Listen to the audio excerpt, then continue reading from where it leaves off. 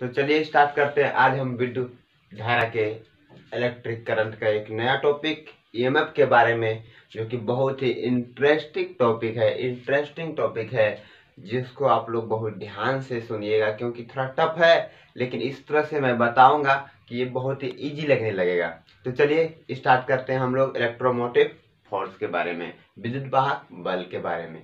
जिन्होंने केमिस्ट्री में Daniel cell के बारे में पढ़ा होगा उनके लिए कुछ आसान होगा, जो नहीं पढ़े हैं तो मैं उसका कुछ झलक यहाँ बताऊंगा जिससे कि आपको और आसान लगने लगेगा। चलिए शुरू करते हैं इलेक्ट्रोमोटिव फोर्स के बारे में। सबसे पहले हम लोग बनाते हैं डैनियल सेल।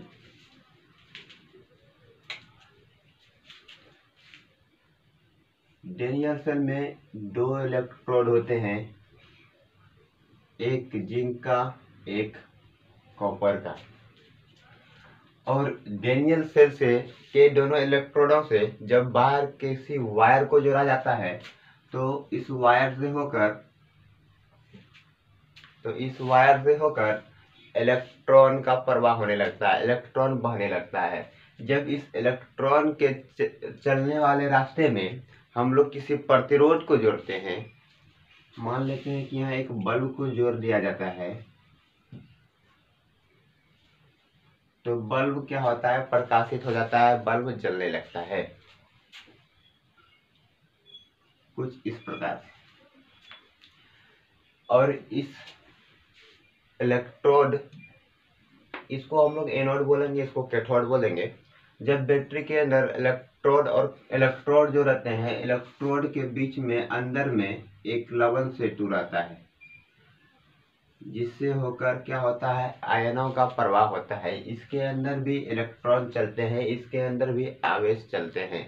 तो इसके अंदर क्या होता है, या फिर बोल सकते हैं हम लोग आयन का आदान प्रदान होता है, आयन का आदान प्रदान होता है। तो चलिए जानते हैं अब इस सेल के बारे में कुछ इंटरेस्टिंग टॉपिक। तो जब पहली बार वैज्ञानिक ने इस सेल को बनाया था तो उन्होंने अपने हिसाब से बनाया था, जैसे सोचा था उन्होंने कि इस सेल को बनाने के बाद ये 15 वोल्ट का, ये हमें 15 वोल्ट देगा। क्योंकि इस सेल को जो बनाया था उस हिसाब से उसे 15 वोल्ट देना चाहिए था। कितना? उस हिसाब से इसको देना चाहिए था कितना, 15 वोल्ट, 15 वोल्ट। लेकिन जब उन्होंने वैज्ञानिक ने ये सेल बनाया तो उनको लगा ये 15 वोल्ट देना पड़ेगा, लेकिन वैज्ञानिक तो इससे खुश नहीं थे, क्योंकि यहाँ पर उनको मात्र 13 वोल्ट ही मिल पा रहा था। जब इस प्रतिरोध के पास उन्होंने मापा तो उनको कितना मिला, 13 वोल्ट, 13 वोल्ट। यहाँ पर उन्होंने जब वोल्टेज नापा कितना, पूरा 13 वोल्ट।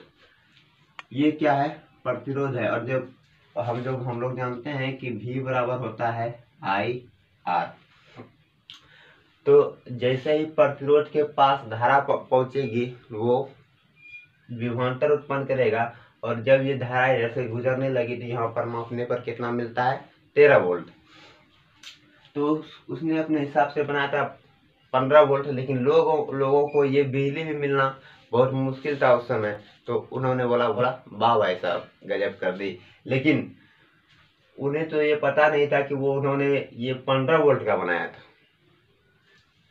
तो जब उन्होंने अपने रिसर्च को आगे बढ़ाया तो क्या देखा कि बैटरी के अंदर भी अपना कुछ प्रॉब्लम होता है, वहां भी आयनों का आदान प्रदान होता है।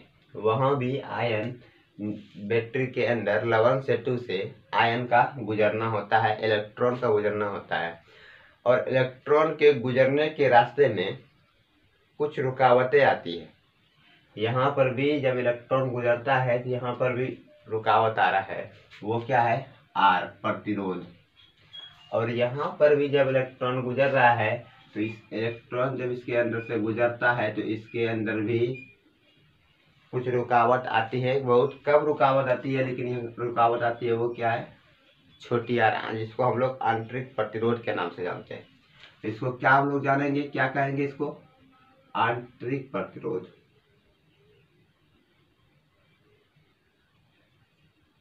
आंतरिक प्रतिरोध।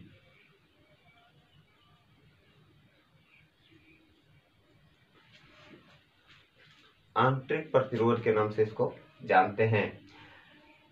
तो जब उन्होंने ये सेल बनाया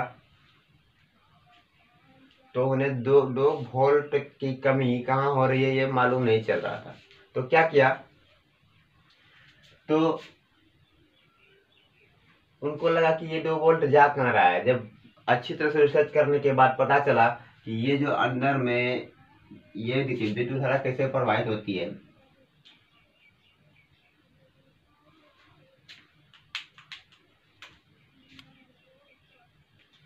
जैसे ये बल्ब है और यहाँ से बैटरी को जोड़ दिया जाए तो बैटरी से विद्युत धारा प्रवाहित होने लगती है। विद्युत धारा प्रवाहित होने लगती है और बल्ब जलने लगता है। जब ये विद्युत धारा, यहाँ तक तो ठीक है, विद्युत धारा प्रवाहित होने लगती है। यहाँ सब पर जब विद्युत धारा यहाँ पर जब विद्युत धारा प्रवाहित होती है तो हमें क्या मिलता है, हमें मिलता है आई आर। क्या मिलता है, आई आर, जो कि कितना है, आई आर कितना है, 13 वोल्ट। 13 वोल्ट। लेकिन जैसे ही विद्युत धारा बैटरी के अंदर प्रवेश करती है, बैटरी के अंदर प्रवेश करती है, तो यहाँ इसका मुलाकात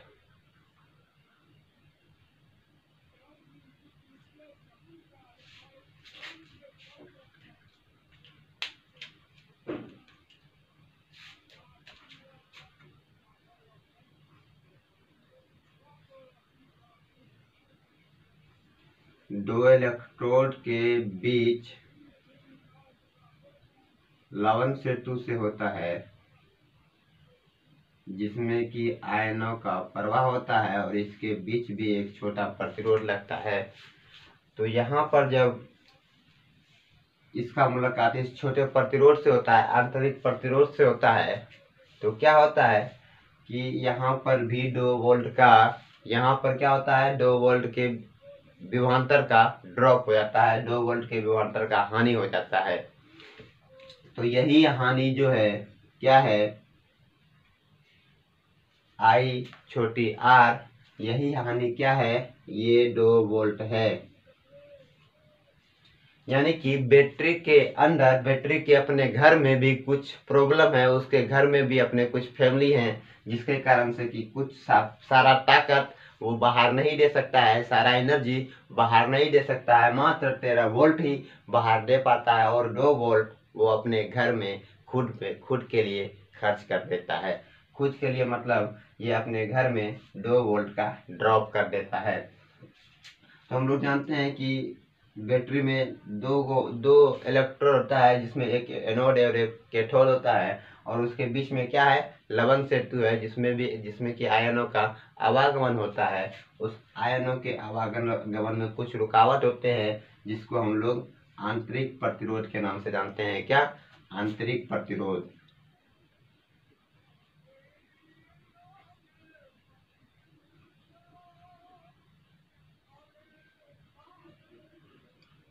आंतरिक प्रतिरोध।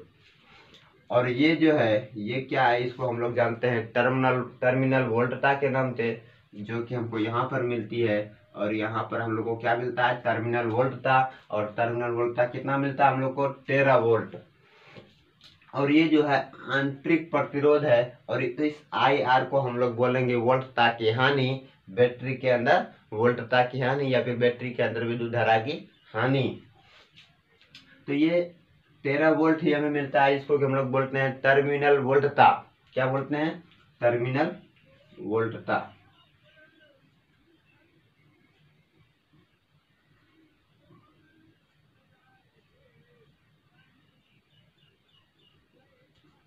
जिसको हम लोग टर्मिनल वोल्टता के नाम से जानते हैं। और इसको हम लोग किस नाम से जानते हैं, आंतरिक प्रतिरोध।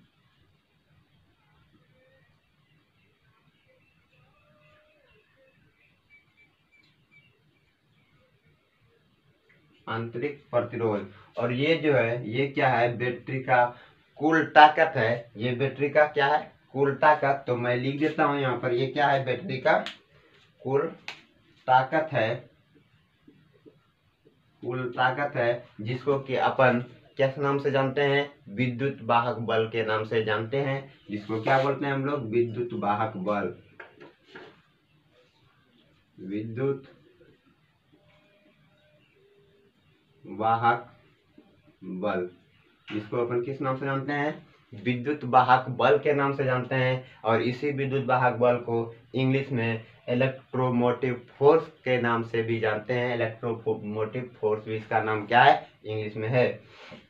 तो ये जो ताकत है ये हमको कब मिलेगा, वैज्ञानिक ने इसका परिभाषा देने के लिए ये क्या चुना, इस देखिए सबसे पहले है कि जब हम इसका उपयोग इसको हम कब प्राप्त कर सकते हैं, जब हमको पूरा ताकत का अंदाजा चलेगा, यानी कि बैटरी के बाहर IR और बैटरी के अंदर जो IR है, ये दोनों जब मिल जाएंगे तब बैटरी का जो ताकत होगा उसको हम बोलेंगे क्या, इलेक्ट्रोमोटिव फोर्स, यानी विद्युत वाहक बल, जो कि हमारा आज का टॉपिक है। तो इलेक्ट्रोमोटिव फोर्स कब हमको प्राप्त होगी, जब किसी सेल से विद्युत धारा नहीं ली जाती है, यानी दोनों इलेक्ट्रोड के बीच में, दोनों टर्मिनल के बीच में, जब दोनों टर्मिनल के बीच में विद्युत धारा का प्रवाह नहीं होगा, तो उस समय जो प्रतिरोध होगा, उस समय जो वोल्ट होगा, IR प्लस I छोटी r, तो वो दोनों मिलकर विद्युत वाहक बल का निर्माण करेगा।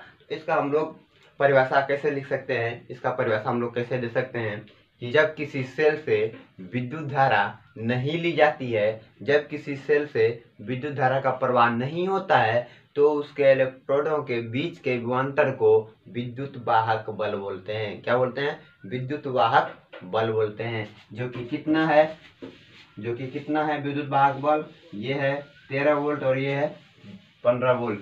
तो विद्युत वाहक बल को हम लोग इस तरह ई से सूचित करते हैं, और ई बराबर मेरा क्या हो गया, 13 वोल्ट प्लस 2 वोल्ट, और ये मिल गया हमको बैटरी का कुल ताकत। क्या मिल गया, बैटरी का कुल ताकत। तो हम लोग विद्युत वाहक बल के बारे में जान लिए हैं। चलिए अब हम लोग इसका डेरिवेशन करते हैं, इसका नोटेशन के बारे में जानते हैं।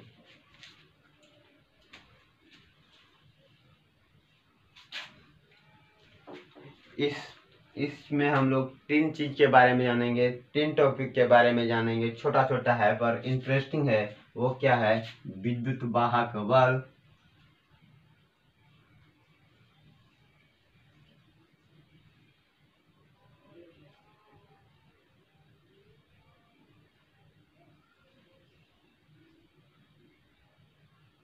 विद्युत वाहक बल और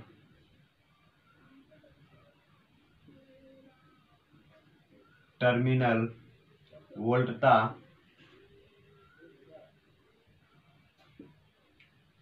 और तीसरा है आंतरिक प्रतिरोध।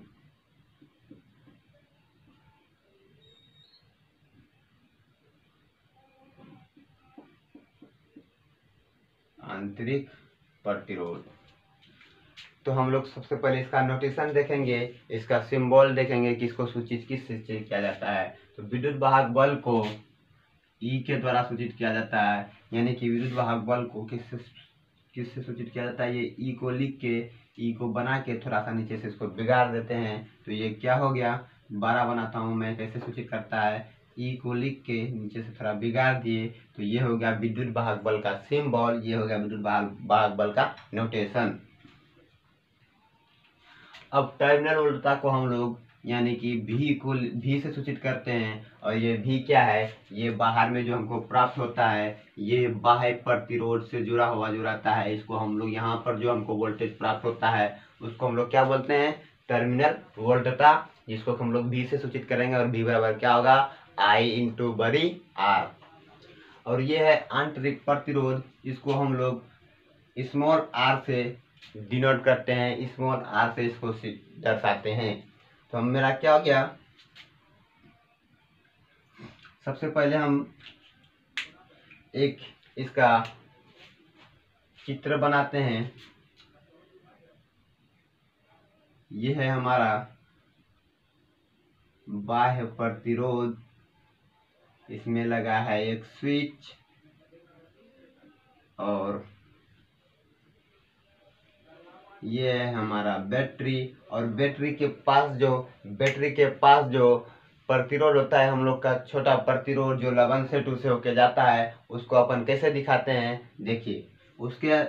उसको हम लोग बैटरी से चिपका हुआ इस तरह से रेसिस्टेंस दिखाते हैं।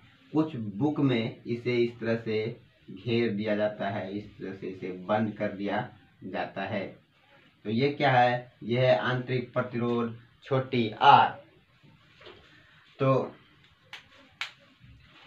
अगर अपन को विद्युत वाहक बल ज्ञात करना है तो क्या करना पड़ेगा, विद्युत वाहक बल ज्ञात करने के लिए सबसे पहले यहाँ से स्विच को ऑन करना पड़ेगा और जैसे ही विद्युत धारा प्रवाहित होगा तो इस रेसिस्टेंस के पास आई पहुंच जाएगा, जो हमको इस आई आर को क्या बोलेंगे, टर्मिनल वोल्टता। टर्मिनल वोल्टता इस नाम से जानते हैं हम लोग, टर्मिनल वोल्टता के नाम से, टर्मिनल वोल्टता के नाम से। तो यहाँ पर E बराबर क्या हो जाएगा, आई आर प्लस आई छोटी आर, जो कि है आंतरिक प्रतिरोध, जो कि बैटरी के अंदर ड्रॉप होता है। ये क्या है, इस पूरे को हम लोग क्या बोल सकते हैं, बैटरी के अंदर वे विद्युत धारा की हानि, या फिर बैटरी के अंदर विभवांतर की हानि। तो इस आई आर को हम लोग V के द्वारा सूचित कर सकते हैं, क्योंकि ये आई आर क्या है, टर्मिनल वोल्टता। टर्मिनल वोल्टता को हम लोग V से सूचित करते हैं, V plus I are, V plus I are. और हमको अगर V ज्ञात करना है टर्मिनल वोल्टता, तो क्या जाएगा, E माइनस आई आर। तो ये हो गया हम लोग का फॉर्मूला। मैं रटाता नहीं समझाता हूँ, आप लोग समझिए। और ये आ गया हम लोग का फॉर्मूला, जो कि हो गया फिक्स। इसको करना है आप लोगों को याद। अगर हमको पूछे कि इसमें विद्युत धारा का क्या फॉर्मूला आ जाएगा, अगर हमको कोई पूछे कि विद्युत धारा और विद्युत वाहक बल के बीच में रिलेशन, तो क्या निकलेगा हम लोग का, वो निकलेगा इस फॉर्मूला से। वो कैसे, अगर हम इसमें आई को कॉमन करते हैं तो क्या हो जाएगा, आई आर बड़ी आर प्लस छोटी आर, और आई बराबर निकल जाएगा हम लोग का ई बटे आर प्लस आर।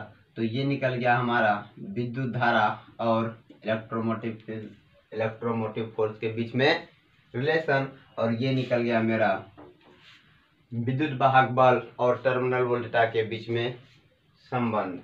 तो ये हमारा है VVI, इसे आप लोग नोट कर लीजिए। और हम लोग चलिए अब चलते हैं टर्मिनल वोल्टता के डिफिनेशन के बारे में। तो टर्मिनल वोल्टता हमको कब प्राप्त होगा, टर्मिनल वोल्टता हम लोग को प्राप्त कब होगा,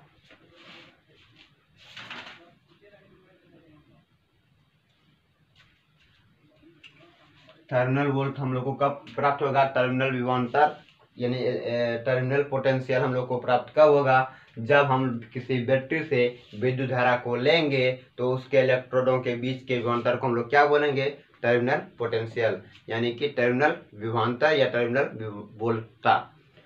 तो टर्मिनल वोल्ट हमको कब प्राप्त होगा, टर्मिनल विभवांतर कब प्राप्त होगा, जब किसी, इसका परिभाषा आप लोग नोट कर लीजिए, जब किसी सेल से विद्युत धारा ली जाती है, तो उसके इलेक्ट्रोडों के बीच के विभवांतर को हम लोग क्या बोलते हैं, टर्मिनल वोल्टता बोलते हैं। चलिए एक बार हम लोग फिर से समझते हैं। जब किसी सेल में हम लोग बाह्य प्रतिरोध को जोड़ते हैं और बैटरी से स्विच दे दिया जाता है, तो यहाँ पर पहुंचता है आई, जिसको हम लोग क्या बोलते हैं, टर्मिनल वोल्टता। और हमने ये बैटरी 15 वोल्ट के हिसाब से बनाया था, किस हिसाब से, 15 वोल्ट के हिसाब से बनाया था, लेकिन हमको मात्र 13 वोल्ट ही मिल पाता है। तो 2 वोल्ट कहाँ जाता है? वो बैटरी के अंदर जो आंतरिक प्रतिरोध होता है, यहाँ 2 वोल्ट का ड्रॉप हो जाता है, जिससे हमको मिलता है I इंटू छोटी r।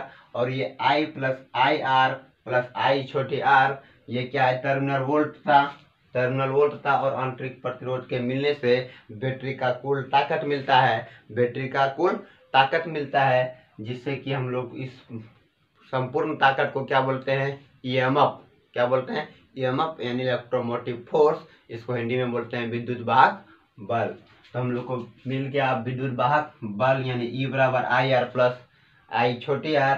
आई आर को हम लोग बोलते हैं टर्मिनल वोल्ट था, तो हम लोग बोल सकते हैं EMF बराबर क्या हो जाएगा? टर्मिनल वोल्ट था प्लस बैटरी के अंदर हुई विभवांतर में हानि। तो हम लोगों को इलेक्ट्रोमोटिव फोर्स मिल गया और टर्मिनल वोल्ट था और इलेक्ट्रोमोटिव फोर्स के बीच में संबंध भी मालूम हो गया। ठीक है, आप लोगों को यह वीडियो अच्छा लगा होगा।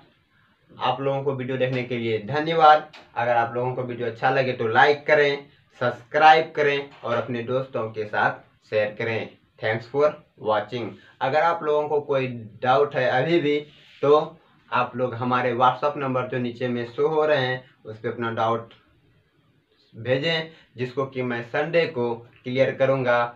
हर संडे को डाउट क्लास में मैं जिसका भी जो भी डाउट है उसे क्लियर करूंगा। Thanks for watching. Like and subscribe and share.